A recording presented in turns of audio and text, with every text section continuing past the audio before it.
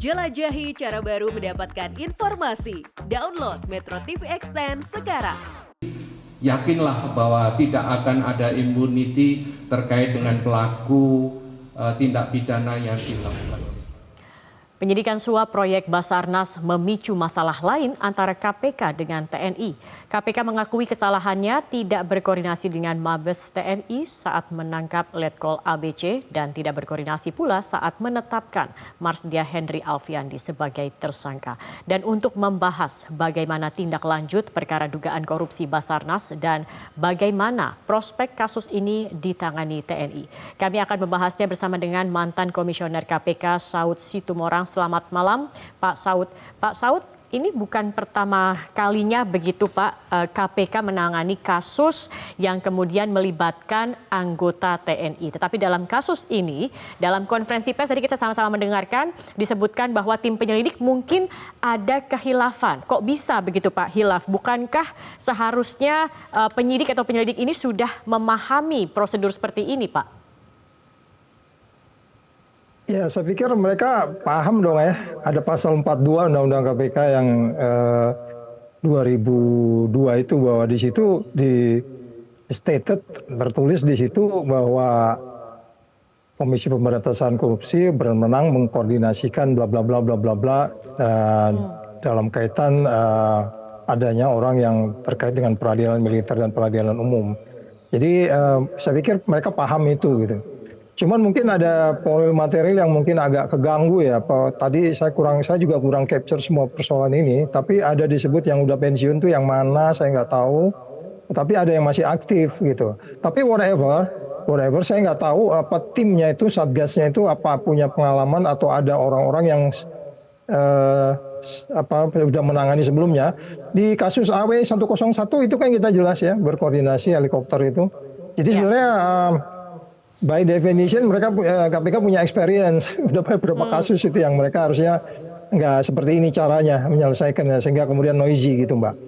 Oke, baik kalau melihat kasus helikopter AW 101 itu Pak Saud, apakah kemudian ada kekhawatiran begitu jika kemudian kasus ini diambil oleh TNI ini tidak akan ditangani dengan baik? Ya ini kan persoalan negeri kita, ada trust ya. Ada trust, walaupun waktu itu kita ya dari awal memang penyidik juga sudah punya sense untuk itu sehingga pimpinan tinggal kita ngikutin protokolernya, maksudnya protokol yang formal. Pak Laudy ketemu siapa, saya ketemu siapa, Pak Agus ketemu siapa, tapi di bawah itu timnya sudah jalan semua, jadi ada trustnya. Jadi sebenarnya kan ini sudah ada pengalaman yang sebenarnya mereka harus paham. Kalau kita bicara OTT itu kan selalu sebenarnya kan awalnya itu dari laporan masyarakat. Laporan masyarakat itu kan selalu sudah mutoid, ada peristiwa pidananya. Saya sudah tahu tuh by name, by address tuh kira-kira siapa yang harus kena gitu ya. Atau mungkin mereka dalam hal ini confuse untuk langsung tidak langsung boleh ketemu atau gimana gitu. Saya nggak ngerti. Jadi maksud saya gini loh. Sebenarnya ini mungkin yang harus tanggung jawab ya pimpinannya sebenarnya. Pimpinannya siapa di sini berarti Pak Saud? Ya pimpinan KPK lah semua itu yang 5 orang kan. Kan mereka harus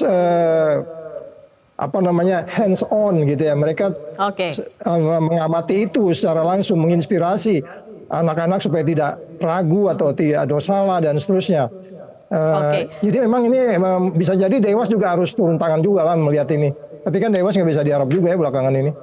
Baik, Pak Saud, saya ingin tahu juga begitu pengalaman Anda saat menangani kasus helikopter AW 101.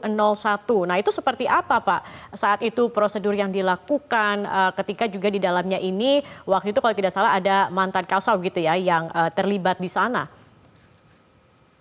Ya saya kurang ingat persis, tapi mungkin karena ini kerugian negara ya, jadi case-nya agak lebih.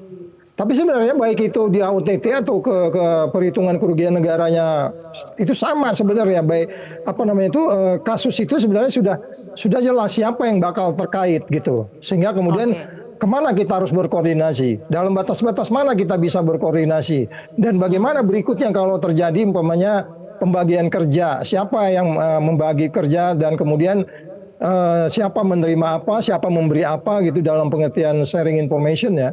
kasusnya Oke. itu karena kalau kita bicara AB101 kan itu kelihatan dari awal perencanaan sampai terakhirnya. Jadi maksud saya ini menjadi menarik. Sebenarnya nggak ada alasan untuk tidak dilakukan koordinasi karena udah ada perintah undang-undangnya dan udah beberapa kali terjadi. Jadi kalau ditanya kembali lagi pada beberapa case yang belakang itu mungkin terkait ya dengan kondisi yang ada di internal KPK juga gitu. Jadi pimpinan tidak menginspirasi anak-anak lagi atau mereka kemudian bergerak tanpa memikirkan resiko. Saya pikir mereka mikirkan resiko ya. Baik. Nggak mungkin lah Oke. mereka nggak mikir resiko ini. Baik. Nah, kalau begitu Pak Saud, apakah dengan adanya kekhilafan tadi seperti yang diakui oleh KPK dalam prosedur ini, apakah menurut Anda status tersangkanya ini bisa gugur dan kemudian bagaimana Anda melihat juga transparansi atau keterbukaan dalam pidana ataupun juga peradilan militer itu sendiri? Nanti kita akan membahasnya Pak Saud karena kami harus jeda terlebih dahulu pemirsa, tetap bersama kami di Prime. Oleh KPK untuk penetapan personil militer sebagai tersangka menyalahi ketentuan. Pertanyaan kedua, untuk Marsdia HA memang sudah memasuki masa pensiun, tetapi tindak pidana tersebut terjadi pada saat beliau masih aktif. Jadi kita lihat tempus deliktinya, waktu kejadiannya. Jadi tetap berdasarkan tempus delikti, yang menangani adalah kewenangan ada di polisi militer. Beliau berdua belum kita tetapkan sebagai tersangka karena kita baru terima laporan hari ini. Nanti kita kembangkan termasuk dari tentunya kita akan koordinasi dengan KPK bukti-bukti apa yang sudah didapat. Ini mau 2 alat bukti sehingga kami bisa mengambil langkah lebih lanjut, meningkatkan proses penyelidikan sama dengan yang di KPK menjadi penyidikan. Di situ baru nanti akan kita tetapkan sebagai tersangka. Istilahnya bahan-bahan apa saja, bukti-bukti apa saja yang sudah didapat yang bisa kita gunakan untuk memeriksa kedua orang ini. Nanti pengembangannya sampai di mana kita lihat. Saya belum berani memastikan apakah ini berkembang atau tidak, karena saya belum sampai dengan saat ini kita belum menemukan bukti.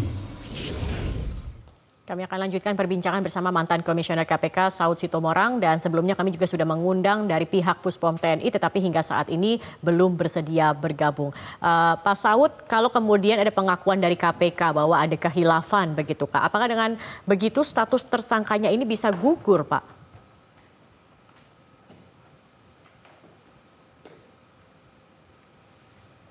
Saya pikir enggak ya. Saya pikir enggak. Karena kan itu peristiwa pidananya sudah terjadi itu. Dan saya pikir kalau peristiwa pidananya tidak terjadi, walaupun tadi ada disebutkan mengenai tempusnya ya, kalau peristiwa pidana sudah terjadi itu nggak boleh dong, itu namanya nggak adil. Karena banyak juga orang peristiwa pidana seperti itu diadili gitu. Jadi artinya tinggal bagaimana nanti KPK koordinasi penyidik KPK dengan penyidik yang ditentukan oleh TNI, itu kemudian mereka duduk sama-sama, kemudian melakukan penyidikan untuk kepada 2 nama yang disebut-sebut tadi.